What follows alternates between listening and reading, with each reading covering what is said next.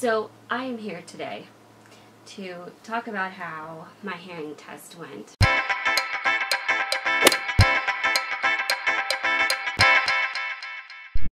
I really wanted to vlog it, and that just didn't happen.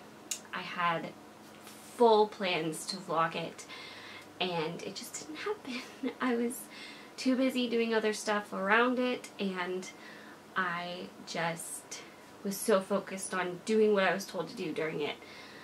It just didn't work to try to vlog it, unfortunately. I really hoped to show you guys some of this stuff and kind of document more what it was like, but we're gonna do a review of what happened and how it went. And I have a copy of my results to share with you guys. So, I have Starbucks because, yeah, let's do this.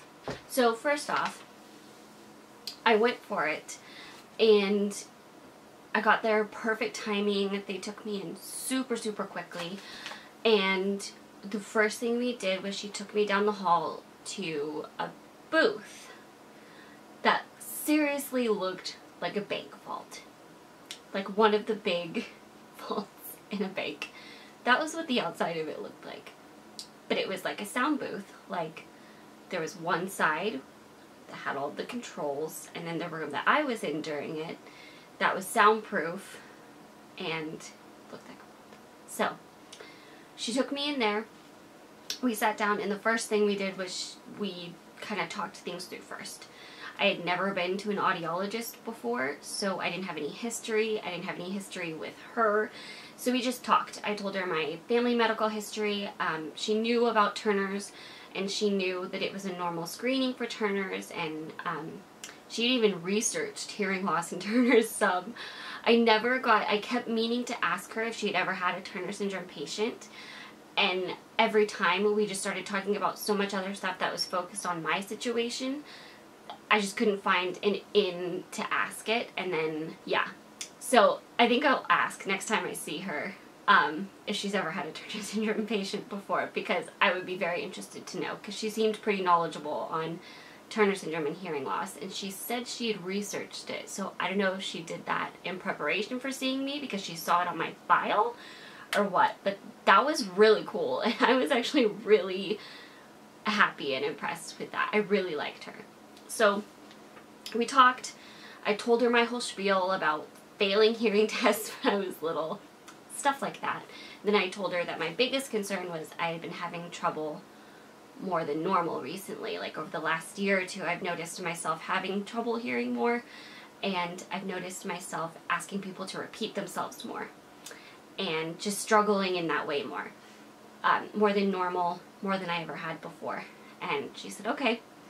And then before we actually did the test, she checked my ears, saw how they looked, saw if they were irritated right now at all, if they looked full or congested right now at all.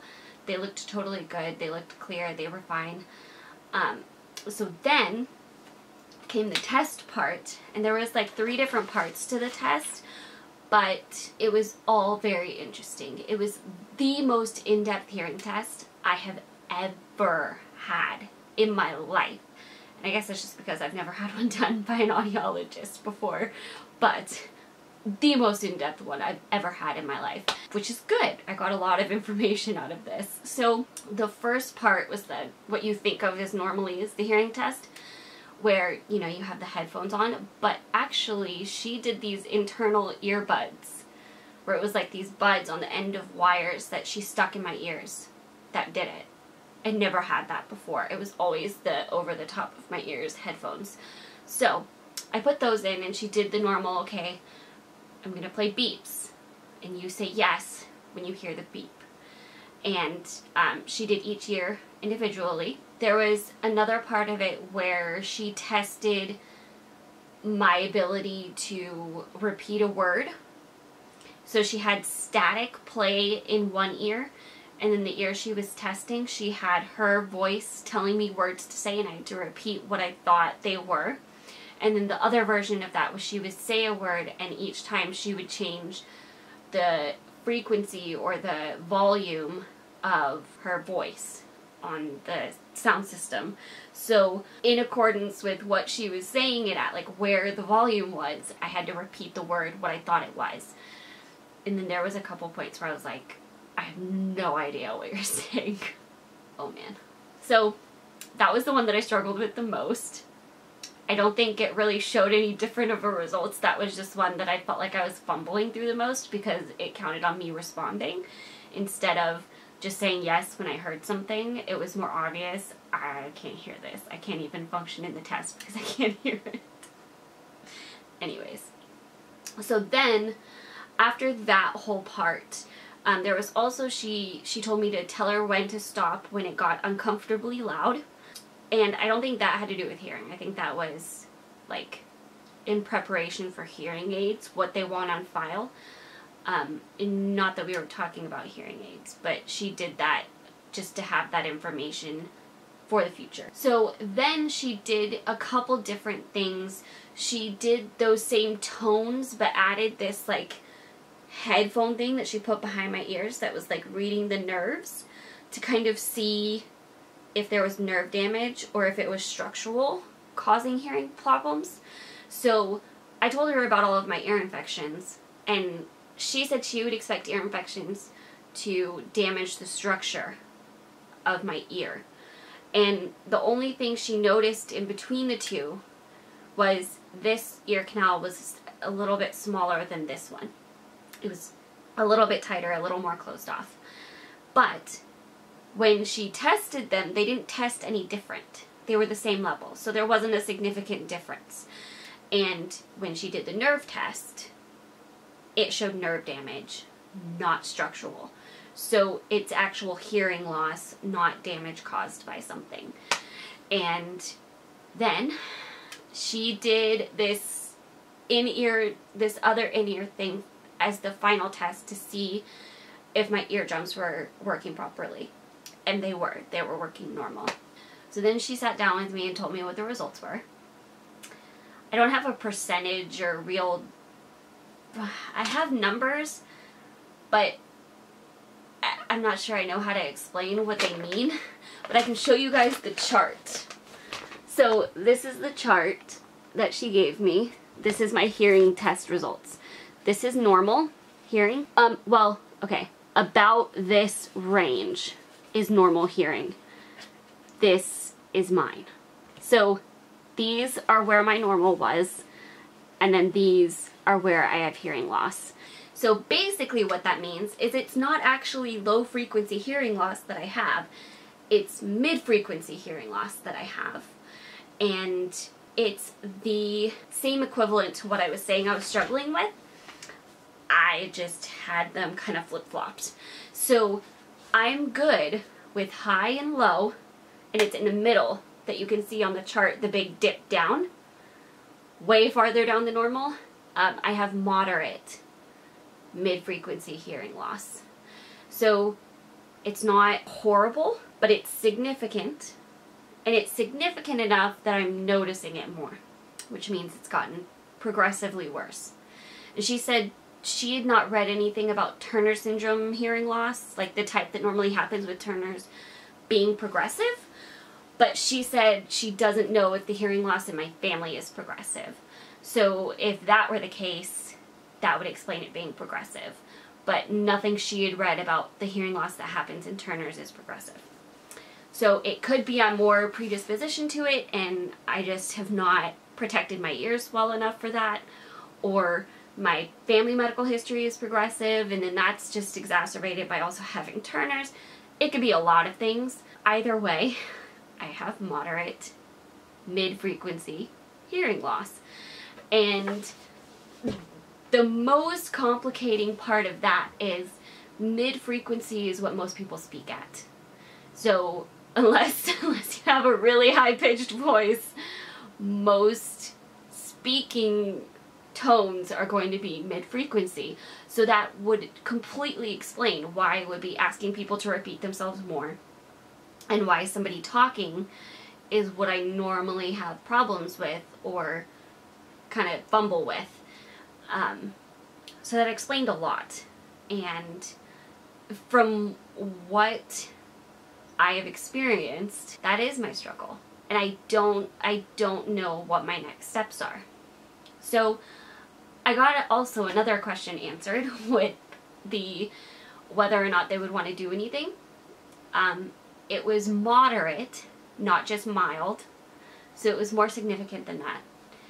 And she did talk to me about hearing aids.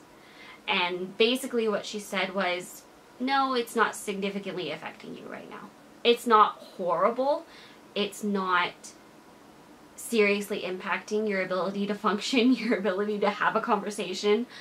But adjusting to hearing aids is easier the earlier you do it than after.